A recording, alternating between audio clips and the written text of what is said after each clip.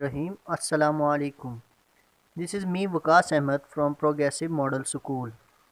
हम जैसे पहले पढ़ चुके हैं कि पहले जरासीम क्या होता है, उसके बाद हमने वो बीमारियां पढ़ी जो वायरस की वजह से होती हैं, बैक्टीरिया की वजह से होती हैं।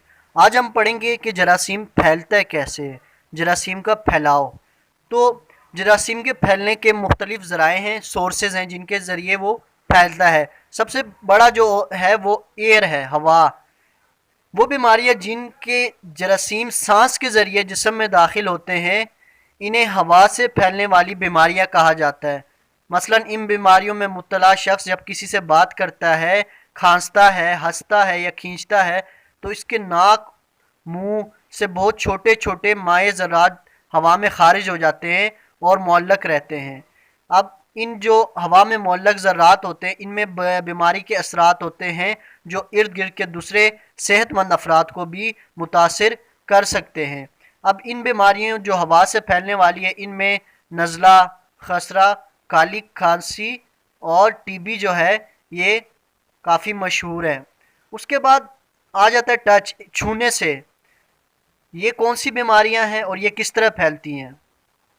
अब बीमारी पैदा करने वाले जरासीम डायरेक्ट, बिला वास्ता या इनडायरेक्ट जो तरीका है उस तरीके से जिस्म में दाखिल होते हैं। बिलवास्ता ताल्लुक में जिल्द का जिल्द से छोटा हिस्सा छूना शामिल है। मसलन एक बीमार शख्स के छूने से जो बीमार होता है उसका किसी दूसरे सेहतमंद इंसान को छूने से वो बीमारी उसको लग सकती है, जैसे खारिश वगैरह की बीमारी होती है, ये चीज़ें हो सकती है। दूसरा, एक किसी की इस्तेमाल की हुई चीज़ों को, मसलन बिस्तर, तौलिया वगैरह, इन चीज़ों को, बर्तन वगैरह को इस्तेमाल करने से भी ये बीमारी जो है वो एक दूसरे को लग सकती है, जैसे आँखों की बीमारी हो सकती है और खारिश वगैरह। ये बीमारियाँ छूने से, टच करने से एक दूसरे को हो सकती हैं। उसके बाद फेसेस कहते हैं पखाने से खारिज होने को। मरीज़ के पखाने से निकलने वाली बीमारी के जरासीम मट्टी, खुराक, पानी और हाथों के ज़रिए जिस्म में दाखिल हो सकते हैं। अब बीमारियों के फैलने के इस तरीके को कहते हैं ओरोफेसियल रूट।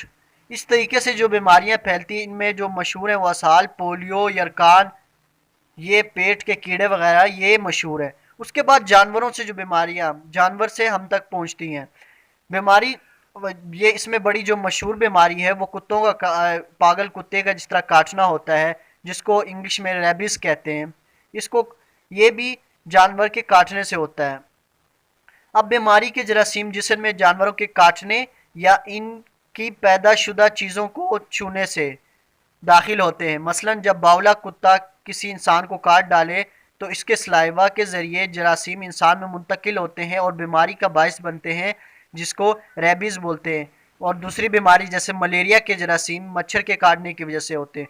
तो ये बीमारियां जानवरों की वजह से होती हैं। अब उसके बाद खराश या ज़ख़म, बीमारी की जो जरासीम होते हैं जिल्द में जहाँ खराश या ज़ख़म वगैरह होते हैं वहाँ से भी दाखिल हो जाते हैं। मसलन नए बच्चे, पैदा होने वाले बच्चे में नाफ का ज़ख़म होता है, छुरी चाकू का ज़ख़म हो सकता है, जला हुआ ज़ख़म हो सकता है, जानवर के काटने का ज़ख़म हो सकता है, कांटों का ज़ख़म हो सकता है, कील का ज़ख़म।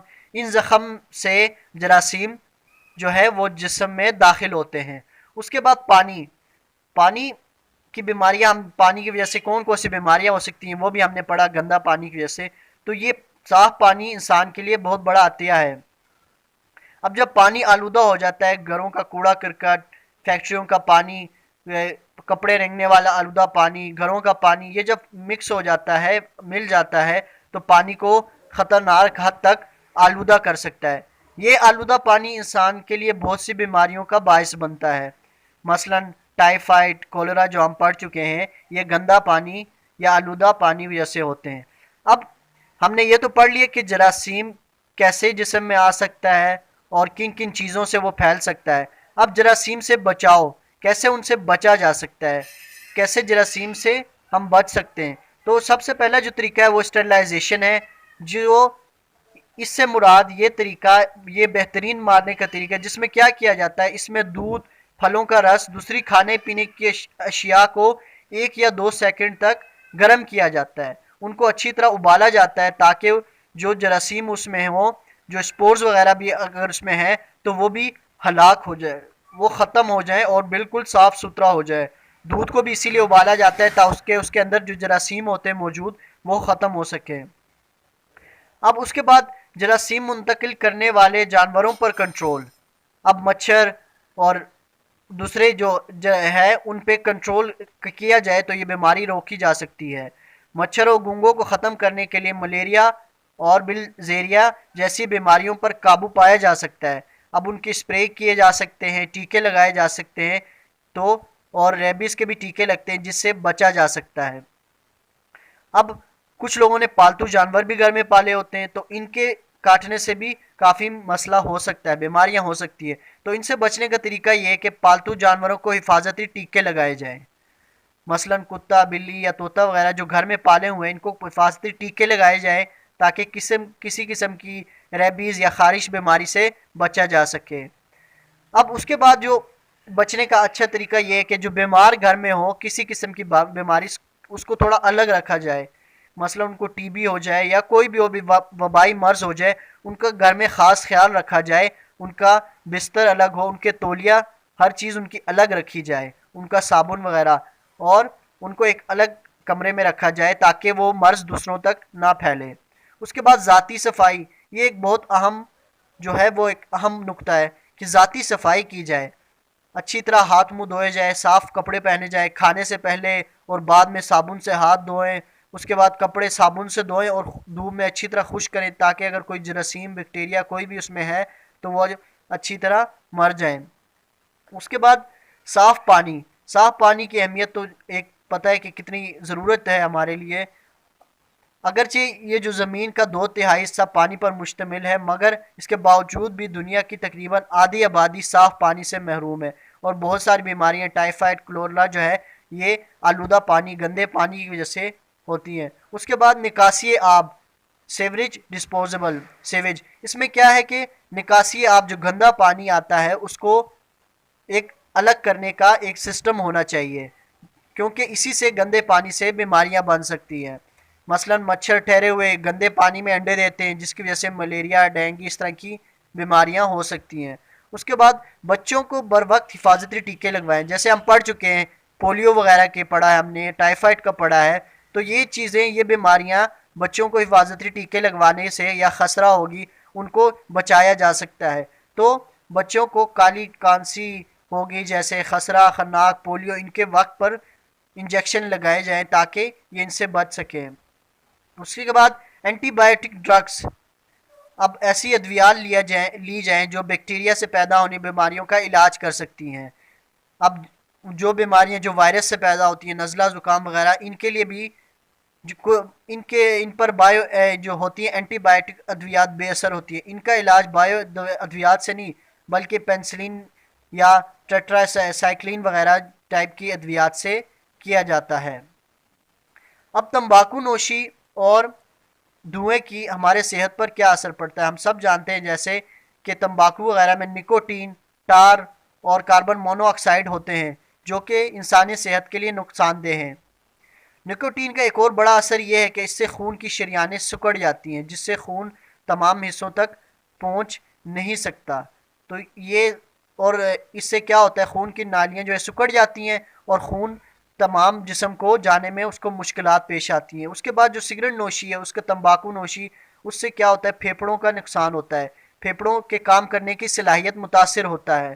ٹار ایک اس میں ہوتا ہے، وہ ایک ایسا مادہ ہوتا ہے جو پھیپھڑوں کا کینسر کا پیدا کر سکتا ہے۔ کاربن مونو آکسائڈ جو ہوتا ہے وہ خون میں شامل ہو کر آکسیجن جو ہماری ہوتی ہے اس کی مقدار کو کم کر دیتا ہے اور اس کے سیلز کو کم کر دیتا ہے، جس کی وجہ سے دل کی دھڑکن تیز ہو جاتی ہے اور سانس لینے بھی مسئلے پیش آتے ہیں۔ اب جیسے جیسے دنیا کی آبادی زیادہ ہو رہی ہے ویسے ویسے سموک بھی اس وجہ سے زیادہ ہوتی جا رہی ہے اور اوزون کی جو لیئر ہے وہ کم ہوتی جا رہی ہے، جس سے زمین کے درجہ حرارت میں بھی اضافہ ہو رہا ہے، اور اس سے کیا ہوتا ہے اور اوزون کی تہ میں سوراخ بھی ہو رہے ہیں، اور ان سوراخوں کی وجہ سے جو کچھ شعاعیں ہیں جو نقصان پہنچاتی ہیں انسان کو وہ زمین تک پہنچ رہی ہیں جو کہ بہت بڑی بیماریوں کا باعث بن رہی ہے۔ تمباکو نوشی کے نقصانات میں پھیپھڑوں کی بیماریاں، جیسے ابھی پڑھا ہے ہم نے، اس میں پھیپھڑوں کو نقصان دیتی ہیں، رسولیاں بن جاتی ہیں جو بعد میں کینسر کا باعث بن سکتی ہیں۔ اس کے بعد کیا ہوتا ہے، سگریٹ نوشی سے پھیپھڑوں میں موجود ہوا کی جو تھیلیوں کو نقصان پہنچتا ہے، جس سے خون میں جانے والی آکسیجن کی مقدار کم ہو جاتی ہے۔ اب اس کمی کو پورا کرنے کے لیے تیز تیز سانس لینا پڑتا ہے۔ اس بیماری کو ایمفیسیما بولتے ہیں۔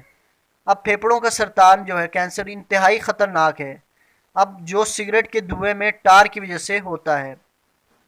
اب دل کی بیماریاں، سگریٹ نوشی یا کوئی بھی نشہ آور شراب ہو، چاہے افیون ہو، جو بھی ہو، اس کا دل پہ بھی بہت زیادہ اثر پڑتا ہے۔ دل کے دورے پڑنا، بلڈ پریشر، دل کی بیماریاں، اور حالات اتنا بڑھ جاتا ہے کہ ہلاکت کی طرف آپ کو لے جاتا ہے، کیونکہ اس میں خون کی شریانیں تنگ ہو جاتی ہیں، جس سے خون دل تک نہیں پہنچ پاتا اور نہ دل سے جسم کو جاتا ہے، جس کی وجہ سے دل کی بیماریاں ہوتی ہیں۔ اب جلد کی بیماریاں، اسکن بھی ہے وہ بھی متاثر ہوتی ہے۔ جلد کی بیماریاں جیسے خارش وغیرہ ہوگی، رنگت بھی متاثر ہوتی ہے، اس کے کیونکہ خون کی میں آکسیجن کی کمی ہو جاتی ہے، تو اس لیے جلد پر بھی اس کا اثر پڑنا شروع ہو جاتا ہے۔ اس کے بعد دماغی بیماریاں، مینٹلی بھی انسان ڈسٹرب ہو جاتا ہے۔ اب دماغی بیماریوں میں سائیکوسس اور نیوروسس، یہ دو بہت مشہور بیماریاں ہیں۔ سائیکوسس میں ڈیلیرم اور ڈپریشن عام ہے۔ اب دیکھیں ڈیلیرم کیا ہوتا ہے، یہ بیماری تیزی سے ظاہر ہوتی ہے، جس کی کئی وجوہات ہو سکتی ہیں، اور بڑی وجوہات نشہ ہے اور الیکٹرولائٹس کی کمی ہے، دماغ میں آکسیجن کی کمی ہے۔ اب اس سے کیا ہوتا ہے، اس میں انسان پر کپ کپی طاری ہوتی ہے، آنکھوں کا تیزی سے حرکت کرتا ہے، نیند اس کو نہیں آتی، پریشانی ہوتی ہے، گھبراہٹ ہوتی ہے، خوف ہوتی ہے۔ وہ اس بیماری میں مریض کو سمجھائے کہ وہ اپنے ارد گرد کے لوگوں پر اعتماد کریں، کیونکہ وہ معاشرے سے کٹ جاتا ہے اس حالات میں۔ اس کے بعد آتا ہے جو آج کل سب سے بڑا مسئلہ ہے، وہ ڈپریشن ہے۔ انسان پریشان رہتا ہے اور معمول سے کم اس کی کام جو ہے وہ کم ہو جاتا ہے، وہ زیادہ تر چپ رہنے لگتا ہے، گہری سوچ میں چلا جاتا ہے، فیصلہ کرنے کی صلاحیت کم ہو جاتی ہے، خود کو حقیر سمجھنے لگتا ہے، اس میں نیند اور بھوک وغیرہ کم ہو جاتی ہیں۔ ان کو ٹھیک کرنے کے لیے کونسلنگ کروائی جاتی ہے، اور ان کو بہترین حل یہ ہے کہ ان کو مصروف رکھا جاتا ہے۔ اس کے بعد نیوروسس میں جو ہے بیماری، اس میں دو قسم کی بیماریاں مشہور ہیں، ہسٹریا اور فوبیا۔ ہسٹریا جو ہے یہ بیماری زیادہ تر عورتوں میں ہوتی ہے۔ اندھا پن، بہرا پن، سر کا درد ہو گیا، فالج، کپ کپی، بھوک نہ لگنا اس بیماری کی علامات میں شامل ہیں۔ اس کے علاج کے لیے کیا کیا جاتا ہے کہ طویل گفتگو کریں، جس میں مریض کو بولنے کا زیادہ موقع دیں۔ اس کے بعد جو اس کی دوسری ہے وہ فوبیا ہے۔ فوبیا عام طور پہ ڈر کے لیے یوز کیا جاتا ہے، بیجا اور مناسب ڈر یا خوف جو کسی ایک شخص، چیز یا متعلق ہو، مثلا کھلی جگہ یا بند جگہ وغیرہ۔ فوبیا جیسی بیماریوں کی علامات ہے، کچھ لوگ آگ سے بہت زیادہ ڈرتے ہیں، پانی سے زیادہ ڈرتے ہیں، تو یہ بھی فوبیا میں آ جاتا ہے۔ مریض اس جگہ سے بچنے کی کوشش کرتا ہے، تو ڈاکٹر کے مشورے سے ان فوبیا کے مرض سے بھی بچا جا سکتا ہے۔ اس کے بعد جو بہت بڑا مسئلہ ہے وہ نروس بریک ڈاؤن مطلب ختم ہو جانا، تباہ ہو جانا۔ اب یہ ڈپریشن وغیرہ جو ہے، یہ نروس سسٹم کو، ہمارے جو سوچنے سمجھنے کی صلاحیت ہے، جو ہمارا دماغ، اس کو تباہ کر دیتے ہیں۔ وہ مایوس ہو جاتا ہے، وہ ناخوش رہتا ہے، لوگوں سے بات چات نہیں کرتا۔ یہ مرض اس صورت میں تشخیص اس کی ہو سکتی ہے جب مریض اداسی کا شکار ہوتا ہے۔ اس کی اور بھی بہت ساری علامات ہوتی ہے۔ اب اس بیماری میں اکثر لوگ کچھ حادثات کی وجہ سے بھی چلے جاتے ہیں، ایکسیڈنٹ یا کسی کی فوت یا اچانک کوئی بڑا واقعہ ہونے سے بھی وہ اس طرف چلے جاتے ہیں، مالی مشکلات کی وجہ سے بھی، طلاق، علیحدگی یا بچوں میں یا کوئی اور مسئلے کی وجہ سے بھی اس طرف جا سکتے ہیں۔ ڈپریشن میں مریض اداسی کا شکار ہوتے ہیں، کبھی کبھار وہ چڑچڑے بھی ہو جاتے ہیں، اب وہ ارد گرد کے ماحول سے بے اعتنائی برتنے لگتے ہیں، غیر دلچسپی دکھاتے ہیں، سست نظر آتے ہیں، ان کو بھوک وغیرہ بھی کم لگتی ہے، اور ایسا اعصابی تناؤ کا بھی شکار ہو جاتے ہیں۔ اس کے بعد جو آتا ہے ان میں کیا، فیصلہ کرنے کی جو صلاحیت ہوتی ہے وہ بھی ان لوگوں میں کم ہو جاتی ہے، اور اگر یہ علامات شدت اختیار کر جائے تو مریض خودکشی کی حد تک بھی جا سکتا ہے۔